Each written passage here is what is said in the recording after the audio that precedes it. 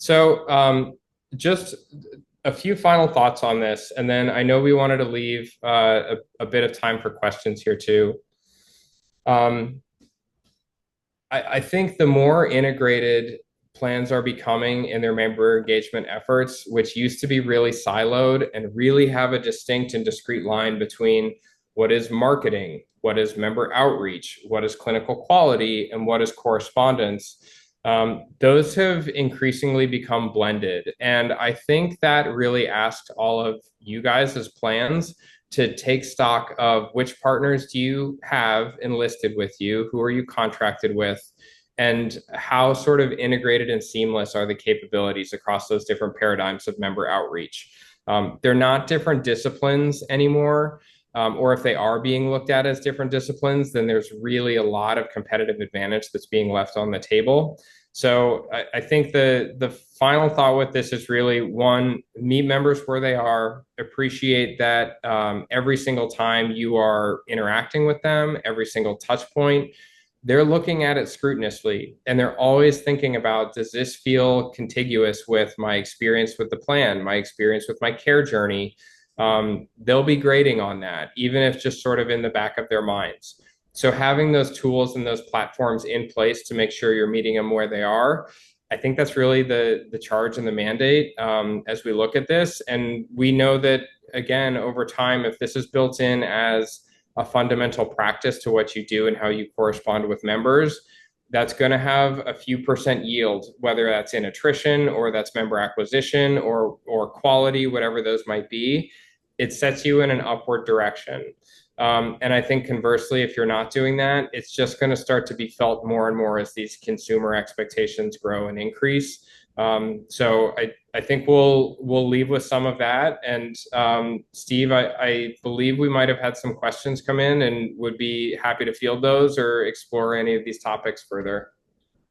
Great. Drew, thank you very much for a very informative presentation. Sorry for the technical glitches that occurred. As you said, we're now open for questions. Attendees may type in their question by clicking on the Q&A button at the bottom of their screen and type in their question there.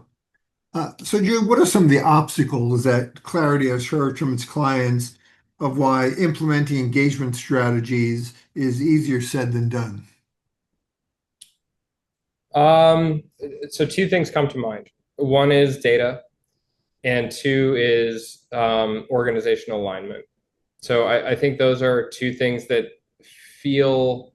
can feel somewhat immovable. And I can appreciate that. Like, data liquidity in healthcare is not easy, and IT departments are strapped. And so if you're saying, hey, we really want to analyze and look at this data to be able to improve our member correspondence, I think it's a worthy charge. But I've also heard many times plans say the queue to get something done with IT is 6 months long, and there's no way we're going to be able to get to the front of that.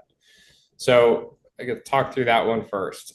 I think that's fair. I think I also think that there are more baby steps that people can take that sort of only use data incrementally. So there's certainly a use case out there where you're using increasingly sophisticated data. You're pulling it more often, you're refreshing it weekly, whatever that might be. But there are a lot of these strategies that if we think about them, they don't require data. So I'm just thinking back to that ID card and welcome kit. Most plans are not putting anything from a member engagement perspective anywhere on that document. So forget personalization, forget it being only relevant to you after a recent care episode. Just to say, we really value you getting involved in the portal so that we can better communicate with you. You could send that to the entire population and it's not data dependent, and it still is going to trickle in hundreds and hundreds and hundreds over the years of more people who then get into your tools like portal. So I think data is one. I think it's merited. And I also think that there are ways to take baby steps that you don't have to be behind the 8 ball on getting that data. The second I mentioned was organizational alignment. And this is kind of related to that. How do we get to the front of the line for an IT department or for a data pull?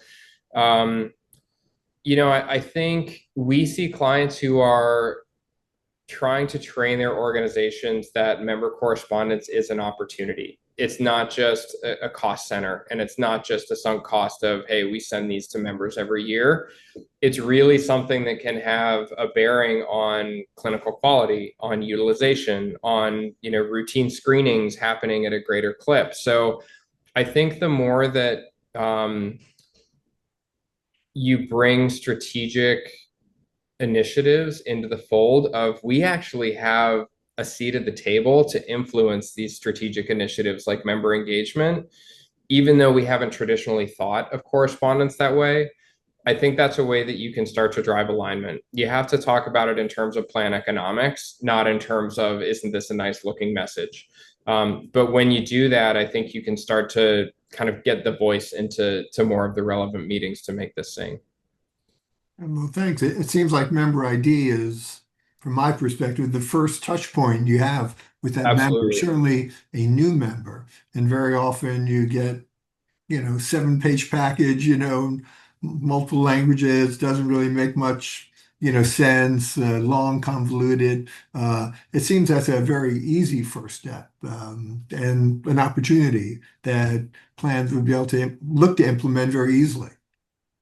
It really is. I mean, even, going back to that data comment, a really simple line to draw in the sand that doesn't take much data or doesn't take much sophistication is saying, are we sending an ID card to a brand new member that we just got January of 26, or is this a member that is on their sixth year of working with us?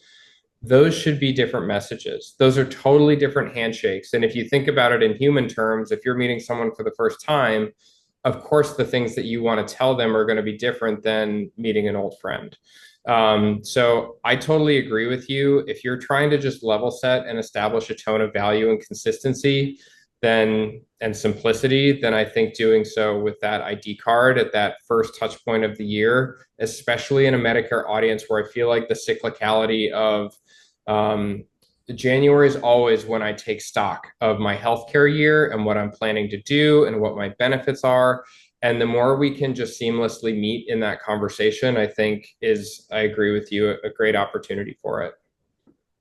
And it seems like a digital ID card, as you mentioned, certainly seems a win-win for everyone. For members to have that information in their pocket, unless they're carrying around a paper or plastic ID card, and for be able to have access to that, information all the time. What has been the adoption in dental plans or medical plans of using digital wallets for ID cards? So I think it's a newer capability just in general, especially on the dental end. I mean, we're seeing it more and more on the carrier end. Candidly, I don't see this being one of those, it's a spike to 80% adoption and no one is using their cards anymore if both are available. What I see is the members who use it value it tremendously. And increasingly, members are wanting to use it more each year. So if we say even a 15% uptake of those, one, we know that that line is only going in a positive direction, meaning there are more people using it every year. I don't foresee that ever decreasing. And two, so put that on the member acquisition side of, do they have that capability because I want to use that? Now let's think about it from the retention side.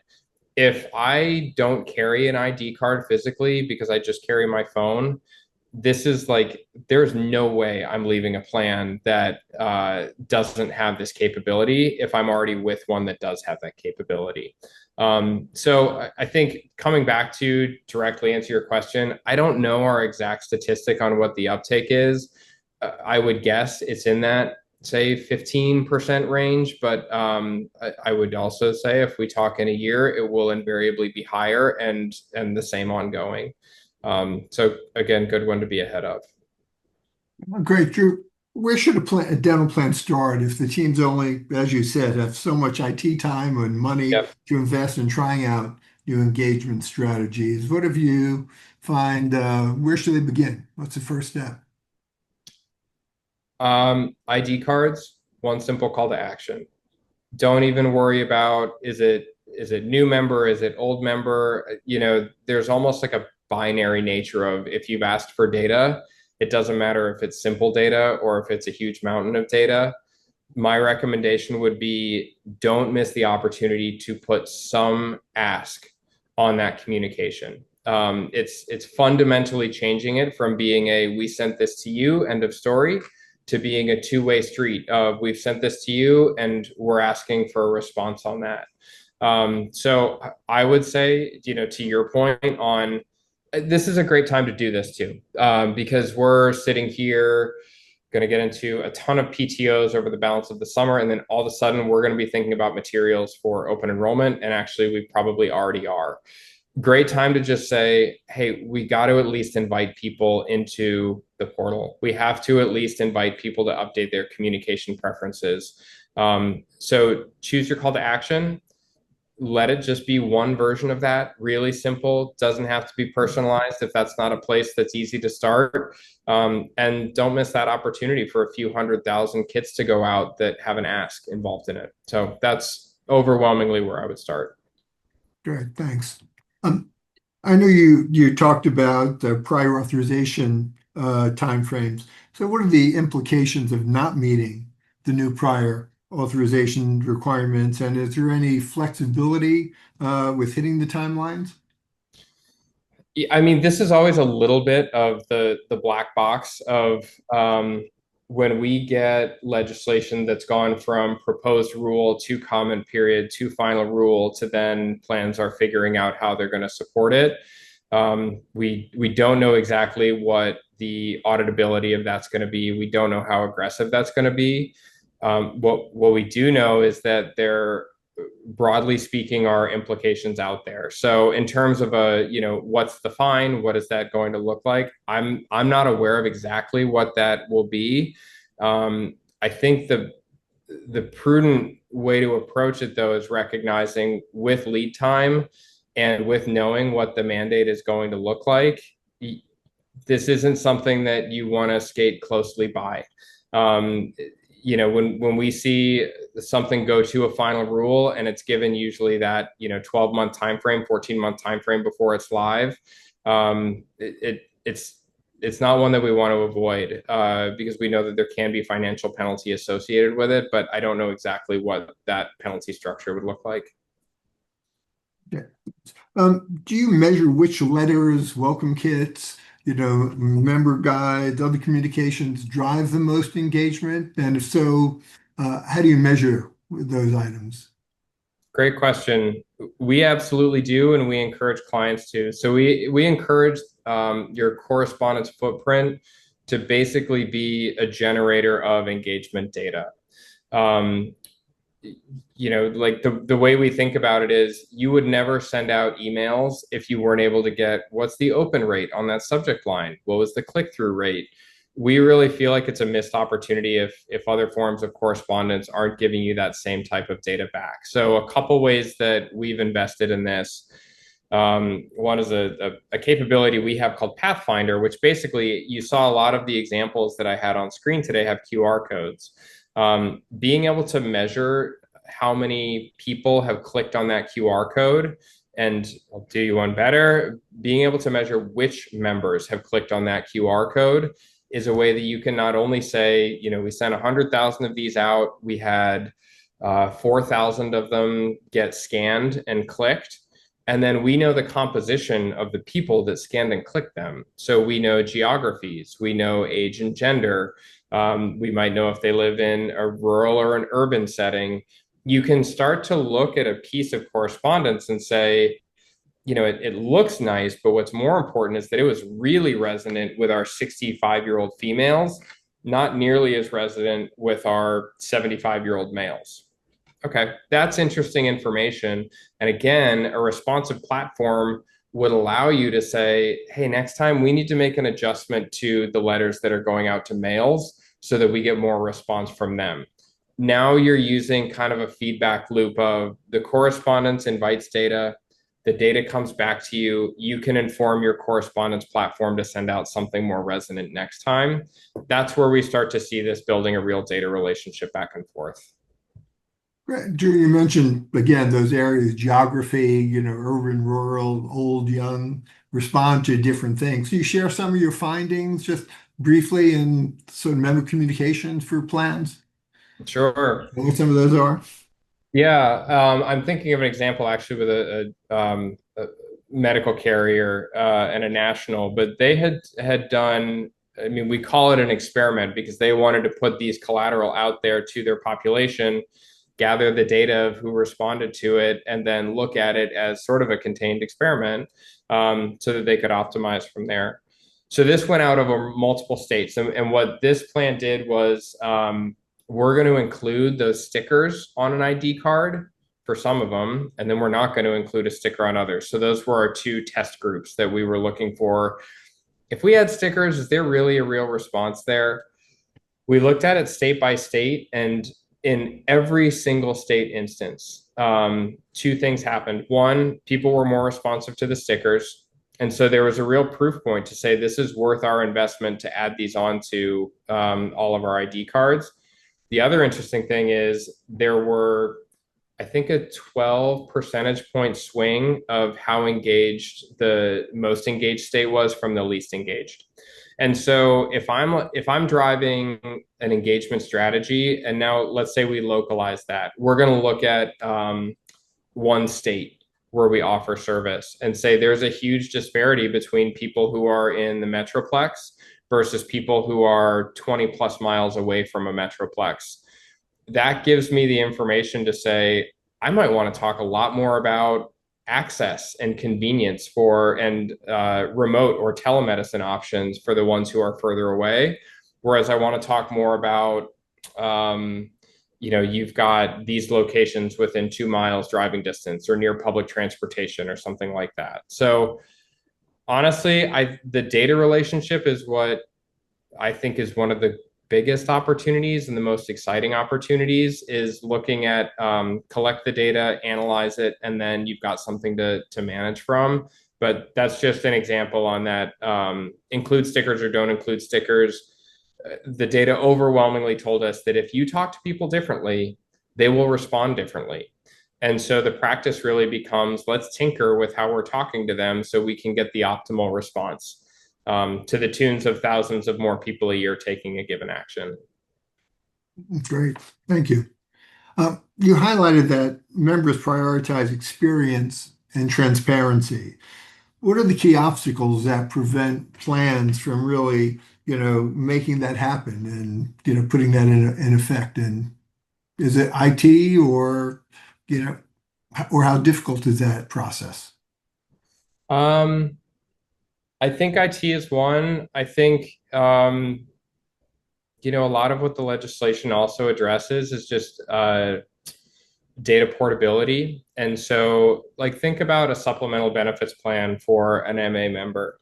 You have so many different and disparate organizations that are providing those, say, 20 plus supplemental benefits.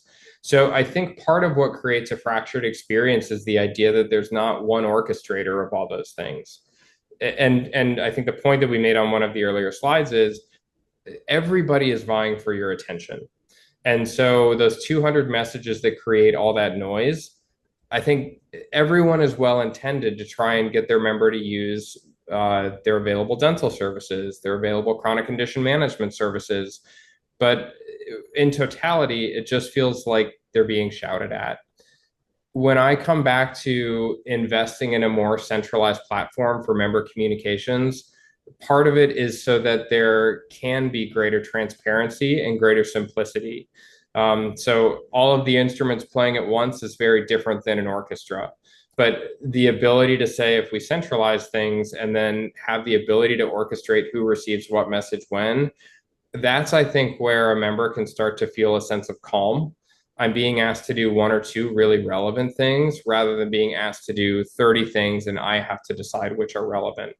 I think again, Steve, just to answer your question, we live and operate in a really fractured world of benefits administration. And I think part of our charge is to say, how can we, on behalf of our members, calm the noise and manage the noise so that we can be the one place that's giving a really succinct message. Does that make sense? Yes, absolutely. And there's a communication portal for members to tell us their preference or contact seems so simple and a priority. I know with my drug plan, I've emailed them, I've called them to really just give me information online, and I continue to get, I fill a Yeah. prescription, I get 9 pages of information after I've filled a simple prescription. It's impossible. So, how easy for you to help a plan? That seems like a good first step. Is that something that is easy to integrate and put into effect that everyone will benefit from? Well, the act of gathering member preferences is something that, for example, our platform has the capability to do that. And part of the value of doing that, I think, with a traditional and traditionally print correspondence organization is we generally have 99% of the membership is archived in our system. And I would guess if you're using another company's platform, they do too. I mean, the nature of we have to send ID cards out to physical addresses is that we know how to reach those people.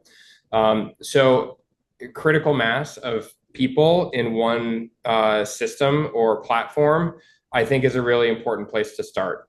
This is something, for example, if you have an email marketing tool, I personally don't think that's the best place to be chronicling that information because we probably only have 15, 20% of member emails in there. And so it starts to be really noisy.